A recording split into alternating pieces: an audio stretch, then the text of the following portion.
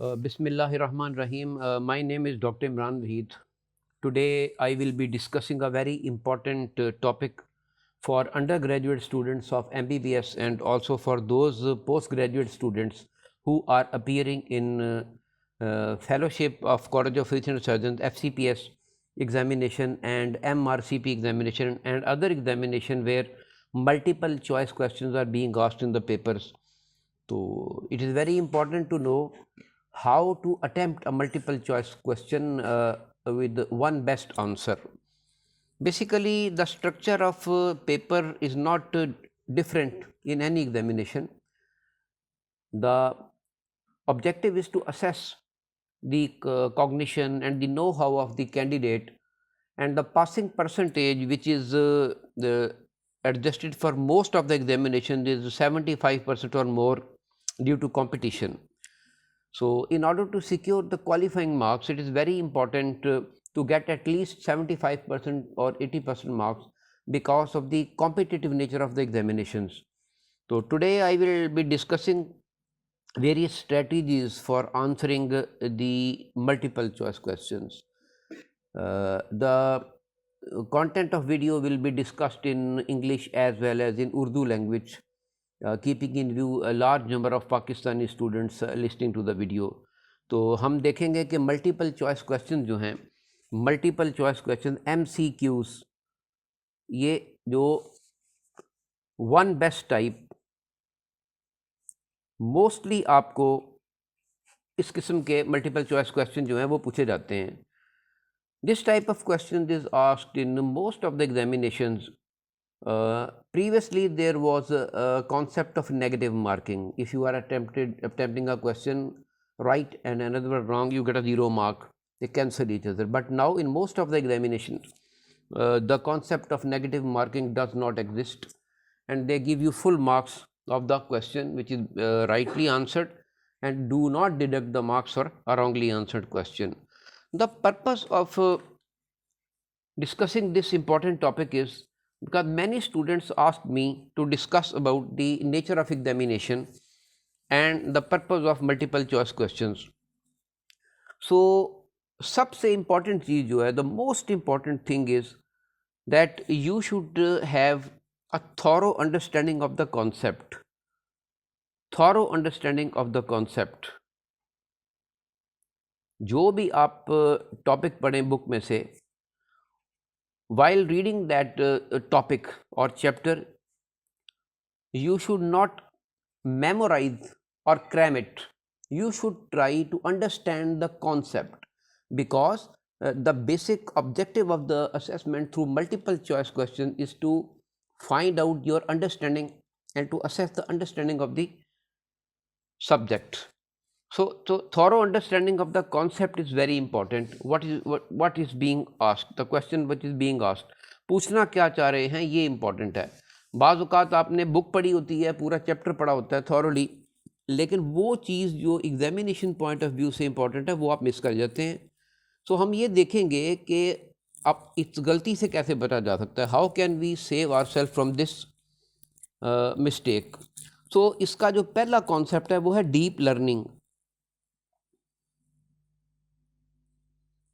Since I have been an examiner of the undergraduate exam, postgraduate exam, that MBBS level and other examination fellowship level, I have seen that most of the candidates, they are facing trouble only because they memorize and cram the things and they do not understand.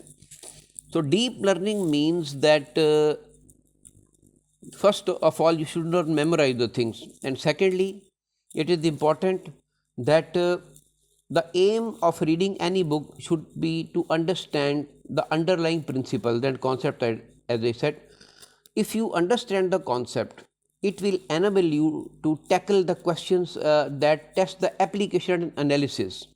For example, आपसे अगर ये question पूछा जा रहा है, we take one example, उसमें कोई question पूछा गया, आपको कोई सिनेरियो या कोई सिनेरियो दिया गया है, कोई क्वेश्चन बना के दिया गया है किसी पेशेंट के बारे में, किसी कॉन्सेप्ट के बारे में, और उसमें 5 स्टेम्स का एक क्वेश्चन पूछ लिया है, तो उसके अंदर आपका कॉन्सेप्ट चेक किया जाएगा कि आपकी अंडरस्टैंडिंग क्या है. So deep learning is very important. दूसरी चीज़ जो है वो है conceptual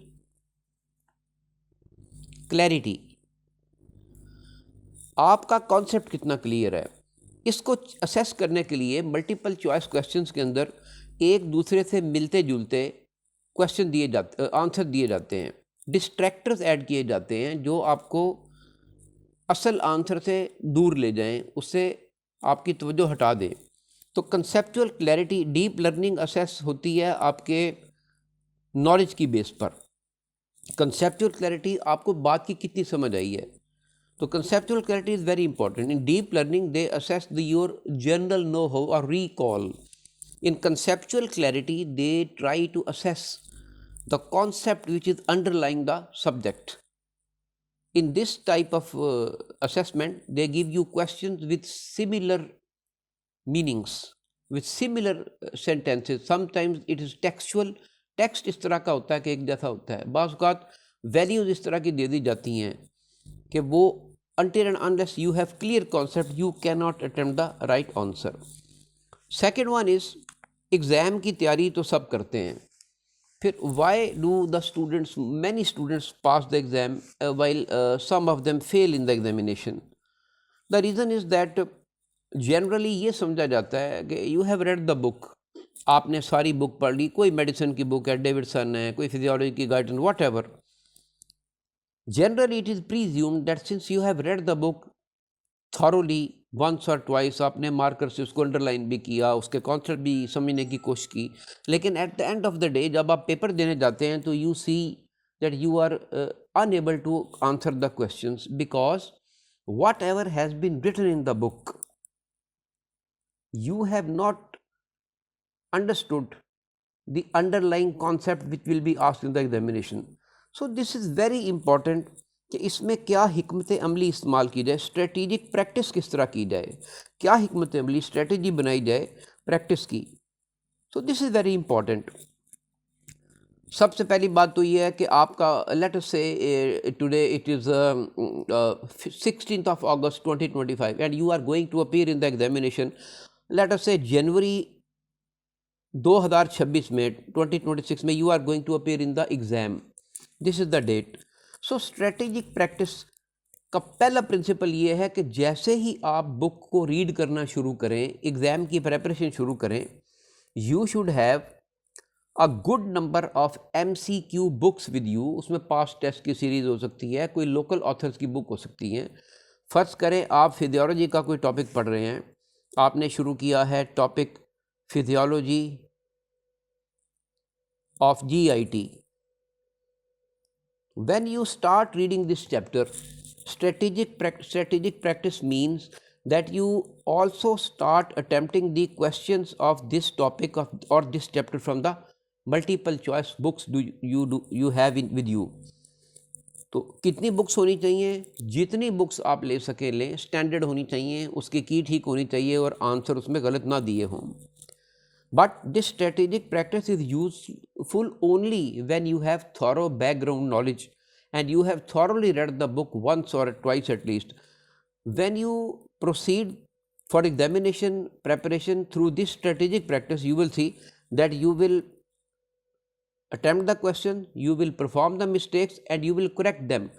And before nearing the exam, you should keep at least 2 weeks for revision of these MCQs you have already attempted. So this is very important. Second thing is in strategic practices that you have to start early. As I said, जल्दी शुरू करें. जैसे ही आपने book पढ़नी शुरू की है, book पढ़ने के साथ साथ आप उसी वक्त शुरू कर दें मल्टीपल चॉइस क्वेश्चन अटैम्प्ट करने. जनरली जो हमारे स्टूडेंट मिस्टेक करते हैं, most of the students they commit this mistake that they first they read the book, finish all the chapters and then they start attempting MCQs. This practice is wrong. You should start early. You should start simultaneously reading the book and attempting the multiple choice questions. अब ये important question है कि हम किस किस्म के resources use करें. आपके पास बहुत सारे डाइवर्स क्वेश्चन बैंक्स होने चाहिए. मैंने आपको बताया है, as I have told you, mentioned to you previously, I have mentioned to you that you can use past test series, MRCP, local author books, review series, American books. You have all of these examination systems have same sort of multiple choice questions of one best type. In American questions, you will see that the scenarios are very long and the questions are difficult because they are similar. They have similar stems with very few hints toward the correct answer. So you should utilize a variety of question banks, MCQ banks, using a variety of resources. Past papers ले लें, standard text books के में जो exercises हैं वो attempt करें, online platforms मौजूद हैं. Expose yourself to different types of question style that difficult levels. तीसरी जो इम्पोर्टेंट चीज़ है जो वो है रिव्यू इनकरेक्ट आंसर्स.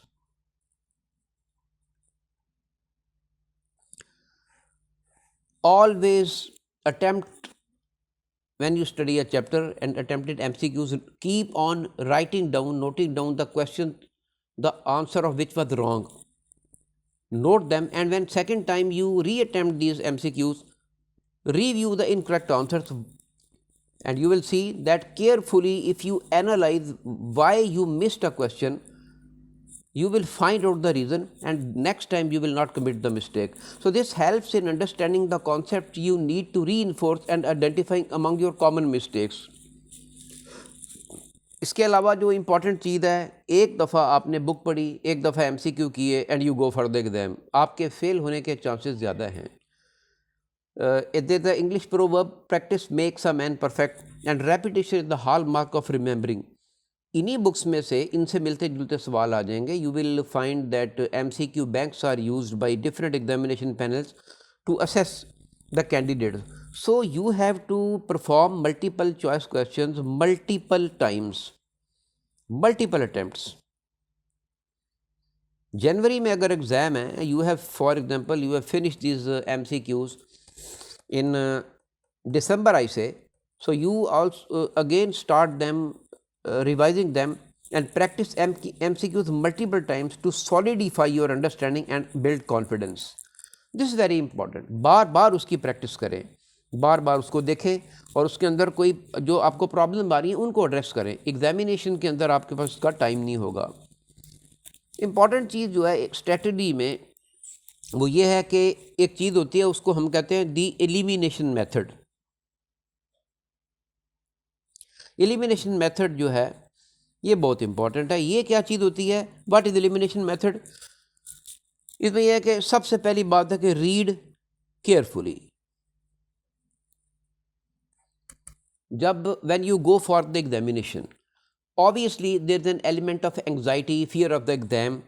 तो when you get the question paper, read the question paper carefully. Don't make haste. जल्दी ना करें. When you start attempting the questions immediately after getting the paper from the invigilator, you are definitely going to commit the mistakes. So first step is when you get the question paper from the examiner or invigilator, take some time. At least if you have 3 hours paper of 100 MCQs, you should take ये इसमें से 15 minute लगाएं paper को assess करने में. एक दफ़ा सारा पेपर रीड कर रहे हैं जो क्वेश्चन है, फिर one by one read the question you are going to attempt. Read the question carefully and answer all the option thoroughly before attempting to answer. एक एक ऑप्शन को गौर से देखें, अपना जो बैकग्राउंड नॉलेज है उसको यूज़ करें. दूसरी चीज़ है कि इसमें डिस्ट्रैक्टर्स होंगे, उनको आपने तलाश करना है. आइडेंटिफाई डिस्ट्रैक्टर्स. डिस्ट्रैक्टर्स क्या चीज़ होते हैं? डिस्ट्रैक्टर्स का मतलब ये है, एक तो सही जवाब मौजूद है, you have correct answer with you, correct answer आपको पता है. दूसरा, उस करेक्ट आंसर से आपको डिस्ट्रैक्ट किया, तवज्जो हटाने के लिए दूसरे उन्होंने साथ ऐसी मिलती जुलती चीज़ें, सिमिलर चीज़ें ऐड की होंगी. They are similar to the correct answer and sometimes they are so similar that it is difficult to identify.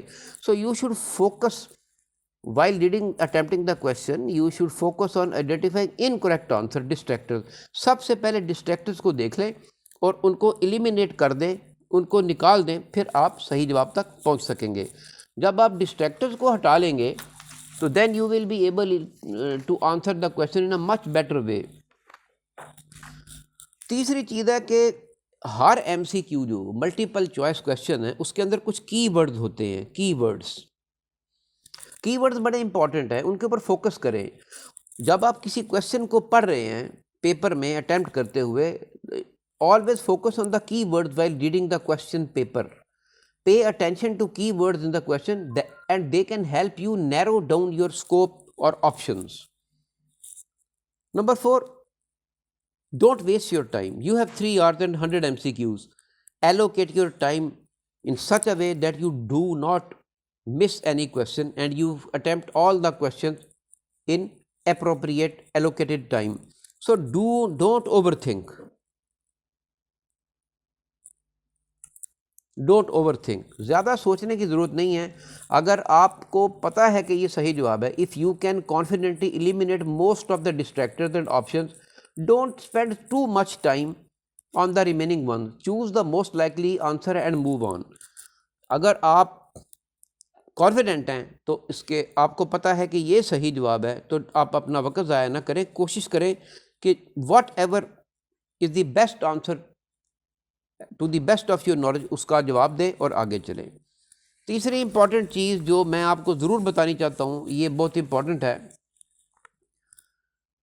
Educated guessing क्या चीज़ होती है। एजुकेटेड गैसिंग, ये मैं आपको वो चीज़ें बता रहा हूँ जो इंटरनेशनल गाइडलाइंस हैं क्वेश्चंस और MCQs अटैम्प्ट करने की। सारी दुनिया के अंदर जो एजुकेशन की प्लानिंग और इवैल्यूएशन में या MCQs बनाने की जो गाइडलाइन या वर्कशॉप्स हैं उनमें हम ये चीज़ें डिस्कस करते हैं।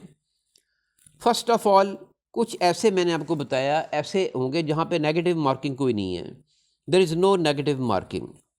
ऐसे MCQs जिनमें नेगेटिव मार्किंग नहीं, वो ऐसे एग्जामिनेशन भी हैं जैसे पाकिस्तान की फेलोशिप है, FCPS है, MD के एग्जामिनेशन है, डॉक्टर ऑफ मेडिसिन के, MRCP है। If there is no negative marking, it is generally advisable to attempt all the questions. अगर कोई negative marking नहीं तो आप सारे के सारे सवाल attempt कीजिए and don't be afraid, don't hesitate. It is generally advisable to attempt all the questions. If you are unsure of the answer, even then you should attempt. सवाल का जवाब आपको नहीं भी आता, उसके करीब 3 भी आपका शक है तो इसको attempt करें। दूसरी इंपॉर्टेंट चीज़ ये है कि आपको इस बात का ख्याल रखना है कि आप प्रायोरिटी में तरजीह दें उसको जो सवाल का जवाब आपके नज़दीक सही है। You should prioritize known answers. जिन सवालों के जवाब आपको पता हैं उनको ज़हन में रखिए और answer the question you are confident about first. पहले उन सवालों के जवाब दें जिनके बारे में आप कॉन्फिडेंट है कि ये 100% मुझे आता है। Then move on to those where you can eliminate some options. फिर वो क्वेश्चन अटैम्प्ट करें जो डिफ़िकल्ट है, जिनमें आपको डिस्ट्रैक्टर्स रिमूव कर रहे हैं, जो आपकी तवज्जो हटा रहे हैं। Save the most challenging question for the last.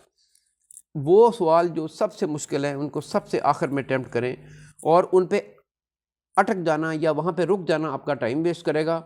जो सवाल आते हैं प्रायोरिटाइज करें, नोन आंसर दें और आगे बढ़ते जाएँ, उनको छोड़ दें जो मुश्किल हैं।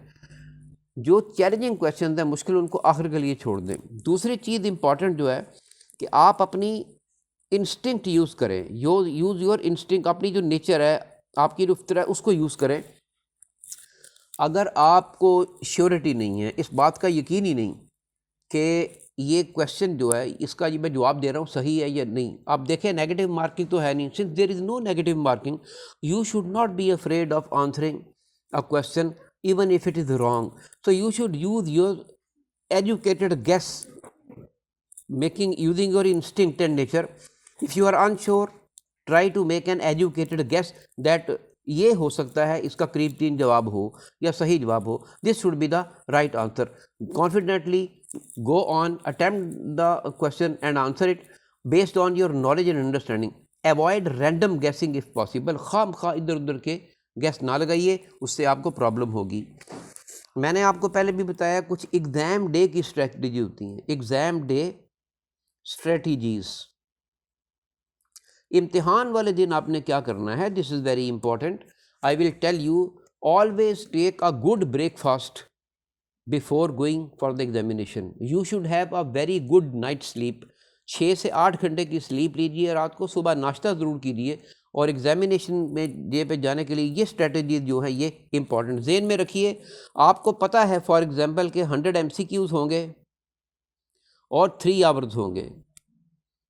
You plan your paper in such a way कि पहले 10 मिनट्स जो हैं, 10 to 15 मिनट्स, वो मैं पेपर को असेस करूँगा और अपना कॉन्फिडेंस बिल्ड करूँगा। उसके बाद मैं पेपर अटैम्प्ट करना स्टार्ट करूँगा। First I will assure my self, make myself confident and remove all the anxiety and then will proceed. First of all इसमें जो चीज़ है वो है टाइम मैनेजमेंट। टाइम मैनेजमेंट का ख्याल रखिए। Many candidates fail in the examination because they fail to maintain this time management. Time management को वो मेकअप नहीं करते, उसकी वजह से उनकी प्रॉब्लम खड़ी होती है। So allocate your time widely for each question. आपके 3 आवर्स हैं, 100 MCQ ना, एलोकेट कर लें, कैलकुलेट कर लें कितना टाइम आपने एक क्वेश्चन को देना है। डिफ़िकल्ट क्वेश्चन बाद में देखें। तो इस तरह allocate your time widely for each question and section, avoid spending to much time on a single question, मैंने पहले भी बताया है। दूसरा, आप ना काम रहें, स्टे काम। एंग्जाइटी जो है वो आपकी परफॉर्मेंस को ज़ीरो कर देती है। कोई भी काम आप कर रहे हैं, एंग्जाइटी जो है वो आपके काम को ज़ीरो कर देगी। So it is very important while attempting the paper that you should stay calm. अगर आपको नहीं आएगा तो कीप इन योर माइंड ज़्यादा से ज़्यादा फेलियर है, but if you are overrun by this anxiety, you will be in trouble. So maintain a calm and focused approach throughout the exam. Don't let anxiety affect your performance. परेशानी को अपने ऊपर हावी ना होने दें, otherwise you will fail. Specific resources आप use कर सकते हैं। In medical science examination, multiple choice question जो हैं, they can effectively assess the knowledge. उसमें वो हार्ड डाटा भी यूज़ करते हैं। हार्ड डाटा क्या होता है? हर क्वेश्चन के अंदर एक हार्ड डाटा होगा और एक सॉफ्ट डाटा होगा। हार्ड डाटा का मतलब है उसमें आपको पेशेंट की रिपोर्ट्स दी जाएंगी, उनकी न्यूमेरिकल वैल्यूज़ दी जाएंगी, कंक्रीट मेजरमेंट्स होंगी। Hard data means numerical values और quantitative aspects. Soft data means qualitative aspects. Patient के सिम्टम्स हैं, उसकी डिजीज़ की डिस्क्रिप्शन है, ये क्वालिटेटिव है। तो ये दोनों तरह के डाटे आपको मिलेंगे क्वेश्चन के अंदर, सॉफ्ट डाटा और hard data. Soft data is descriptive in nature and hard data is numerical in nature.